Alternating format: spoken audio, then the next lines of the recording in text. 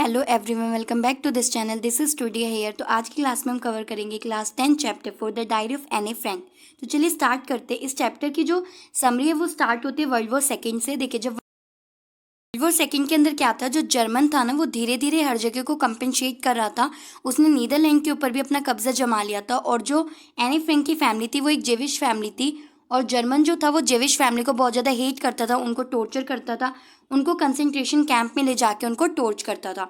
तो उसी से बचने के लिए जो एनी फ्रैंक की फैमिली थी वो क्या करती है, एम्स्टरडैम में जाके छुप जाती है 2 साल तक के लिए। लेकिन फिर क्या होता है, जो जर्मन होता है वो जब धीरे धीरे नीदरलैंड के ऊपर भी कब्जा कर लेता है तो वो एम्स्टरडैम के ऊपर हमला बोल देता है और जो एनी फ्रैंक और एनी फ्रैंक की जो फैमिली होती है उनको एक एक करके किल कर देता है।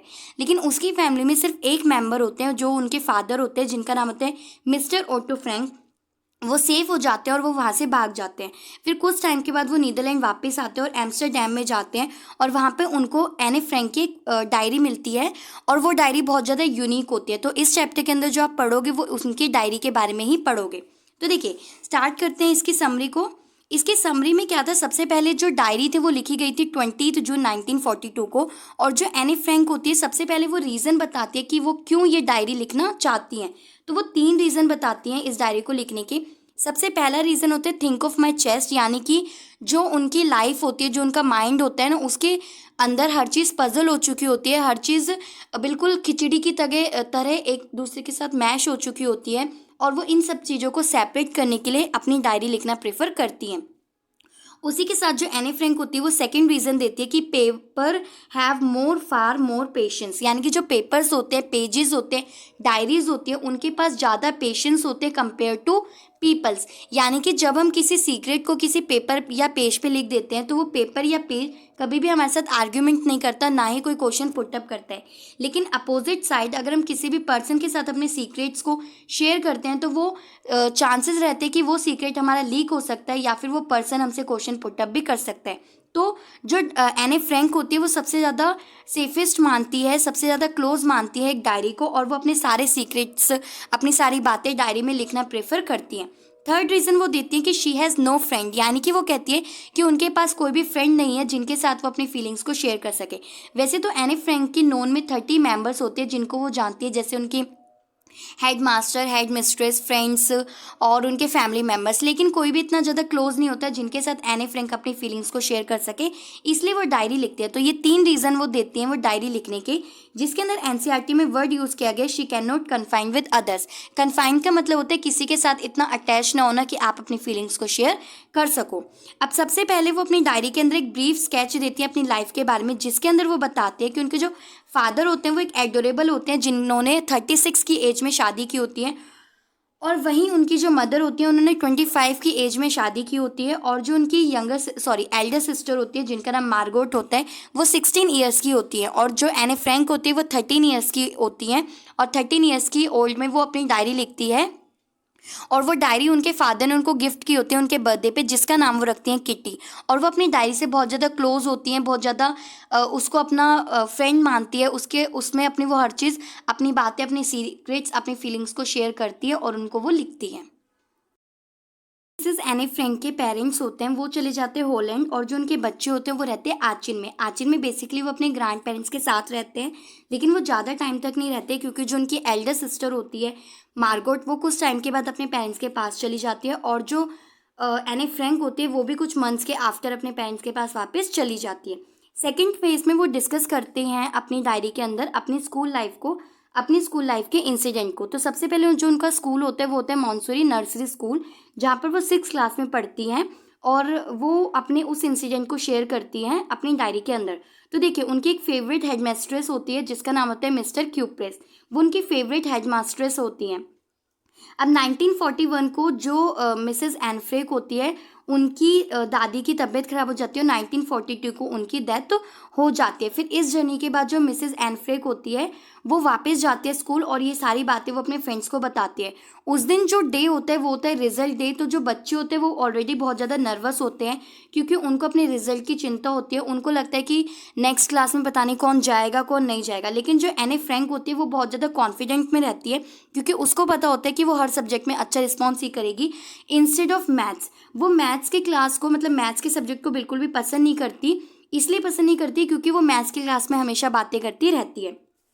वो मैथ्स के टीचर को बहुत ज़्यादा सीरियस और फोगी बताती है, यानी कि जो ओल्ड प्रिंसिपल के वे में टीचिंग करते हैं, यानी कि पुराने मेथड्स में पढ़ाते हैं। और जो उनके मैथमेटिक्स टीचर का नाम होता है, उनका नाम होता है मिस्टर केसिंग। तो इसके अंदर क्या होता है, एक दिन ना वो क्लास के अंदर बातें कर रही होती है। बेसिकली जो एने फ्रैंक होती है वो बहुत ज़्यादा टॉकेटिव होती है और वो मोस्ट ऑफ द मैथ्स के पीरियड में, मैथ्स के सब्जेक्ट में बातें करती रहती है। तो जो उनके सर होते हैं मिस्टर केसिंग, वो क्या करते हैं, उनको एज अ पनिशमेंट एक पैराग्राफ लिखने के लिए देते हैं, एक ऐसे लिखने के लिए देते हैं ऑन चैटर बॉक्स। तो जो एने फ्रैंक होती है वो क्या करती है, उस पैराग्राफ के टॉपिक को जोट कर लेती है। जोट एक एनसीईआरटी वर्ड है, इसका मीनिंग होता है कि पैराग्राफ को नोट कर लेना और बाद में उसके ऊपर पैराग्राफ लिख देना। तो जो एनी फ्रैंक होती है वो उस टाइम नहीं लिखती, क्योंकि जो मैथ्स के टीचर होते हैं, जो हेडमास्टर होते हैं, वो बहुत ज़्यादा स्ट्रिक्ट होते हैं और अगर कोई भी गलती हो जाएगी तो एनी फ्रैंक को वो डांट सकते हैं। इसलिए एनी फ्रैंक क्या करती है, उस टॉपिक को नोट कर लेती है और घर जाके उस पर लिखती है।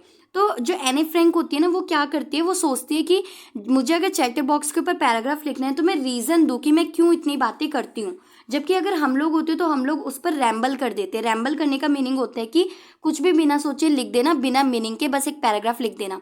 लेकिन वहीं जो मिसेस एने फ्रैंक ने, जो एने फ्रैंक होती है वो क्या करती है, उसके ऊपर लॉजिक लिखती है कि वो क्यों इतनी बातें करती है। तो वो 3 लॉजिक देती हैं इतनी बातें करने की, क्लास में बेसिकली मैथ्स के सब्जेक्ट में इतनी ज़्यादा बातें करने की वो 3 लॉजिक देती है, 3 बातें बताती है। तो सबसे पहले तो वो बात बताती है कि स्टूडेंट स्ट्रेट, यानी कि जो एने फ्रैंक है वो एक स्टूडेंट स्ट्रेट है, जिसका मीनिंग होता है कि जो बेसिकली बच्चे होते हैं, जो स्टूडेंट्स होते हैं, वो इतनी बातें करते हैं। सेकंड रीज़न वो देती है, she can not control her self, यानी कि वो अपने आप को कंट्रोल नहीं कर पाती। वो कोशिश करती हैं कि वो बात ना करे, लेकिन फिर भी वो अपने आप को कंट्रोल नहीं कर पा रही है। थर्ड जो सबसे अच्छा और मतलब इम्पॉर्टेंट रीज़न वो देती हैं, वो ये देती है कि she inherited from her mother, यानी कि जो उनकी मदर थी वो भी बातें किया करती थी, इसलिए शायद एने फ्रैंक भी क्लास में बातें करती हैं। तो ये सारे 3 रीजंस वो देती हैं अपने ऐसे के ऊपर, जिसमें वो बताते हैं कि इन रीजंस की वजह से वो क्लास में बातें करती हैं। तो जब ये बातें, ये ऐसे जो हेडमास्टर मिस्टर किसिंग होते हैं वो पढ़ते हैं, वो बहुत ज़्यादा हंसते हैं और उनको बहुत ज़्यादा अच्छा लगता है ये पैराग्राफ, ये ऐसे पढ़ के। फिर क्या होता है, वो सेकंड टाइम भी एक पैराग्राफ रिपीट कर देते हैं और सेकंड पैराग्राफ का, यानी सेकंड ऐसे का जो टॉपिक होता है वो होता है इनकॉरिजिबल चैटर बॉक्स, यानी कि अब वो कहते हैं कि अब तुम्हें दोबारा एक ऐसे लिखना है और उस ऐसे का टॉपिक होगा इनकॉरिजिबल चैटर बॉक्स। तो अगेन जो एने फ्रैंक होती है वो इसके ऊपर पैराग्राफ लिख देती है और फिर से कोई ना कोई रीज़न दे देती है। तो नेक्स्ट टाइम भी क्या होता है, जो उसके हेडमास्टर होते हैं, जब वो पढ़ते हैं पैराग्राफ ऐसे, तो उनको बहुत ज़्यादा मज़ा आता है, वो बहुत ज़्यादा हंसते हैं और बहुत ज़्यादा इंजॉय करते हैं उस पैराग्राफ को पढ़ के।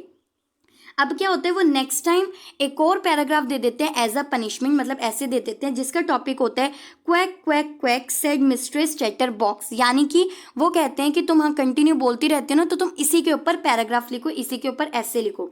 अब जो एने फ्रैंक होती है वो बहुत ज़्यादा कन्फ्यूज हो जाती है, क्योंकि ऑलरेडी वो सारी एक्सक्यूजेस लिख चुकी होती हैं दोनों पैराग्राफ्स में, दोनों एसेज में, लेकिन अब उनके पास कोई भी रीज़न नहीं होता ये बताने का कि वो क्यों इतनी बातें करती हैं मैथ्स में।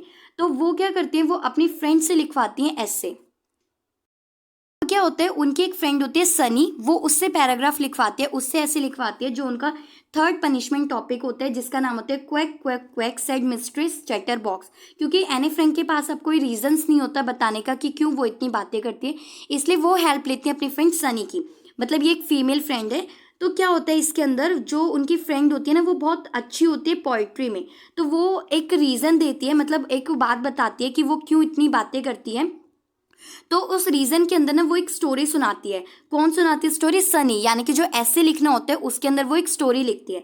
तो स्टोरी क्या होती है, स्टोरी के अंदर वो बताती है, एक ब्यूटीफुल स्टोरी होती है जिसके अंदर एक फादर स्वैन होते हैं, एक मदर स्वैन होते हैं और 3 डकलिंग होते हैं। तो जो फादर स्वैन होते हैं ना, वो बिना बात के जो 3 डकलिंग्स होते हैं उनके बच्चे, उनको मारते हैं। और मारने का रीज़न ये होता है क्योंकि जो सारा टाइम बच्चे होते हैं ना, वो क्वैक क्वैक क्वैक करते रहते हैं। तो वो सिर्फ इस रीज़न की वजह से जो फादर स्वैन होते हैं वो अपने बच्चों को मारते हैं। तो जब ये स्टोरी जो उनके हेडमास्टर होते हैं मिस्टर केसिंग वो पढ़ते हैं, तो उनको बहुत ज़्यादा हंसी आती है, लेकिन इसी के साथ साथ वो एक सबक भी सीखते हैं। मतलब इसके अंदर जो एक डीप थॉट होता है वो उसको सुनते हैं। वो ये डीप थॉट सबको बताते हैं और पूरी क्लास में इस स्टोरी को सुनाते हैं बाकी बच्चों के साथ भी इस स्टोरी को वो शेयर करते हैं और उनको भी बताते हैं। तो फाइनली क्या होता है, फाइनली जो हेडमास्टर होते हैं मिस्टर किसिंग, वो इस चीज़ को एक्सेप्ट करते हैं कि ठीक है क्लास में थोड़ी बहुत बातें होनी चाहिए, और वो अपने उस प्रिंसिपल को चेंज करते हैं और वो ये अलाउ कर देते हैं एनी फ्रैंक को कि ठीक है तुम अब क्लास में बातें कर सकती हो। तो लास्ट में बस यही होता है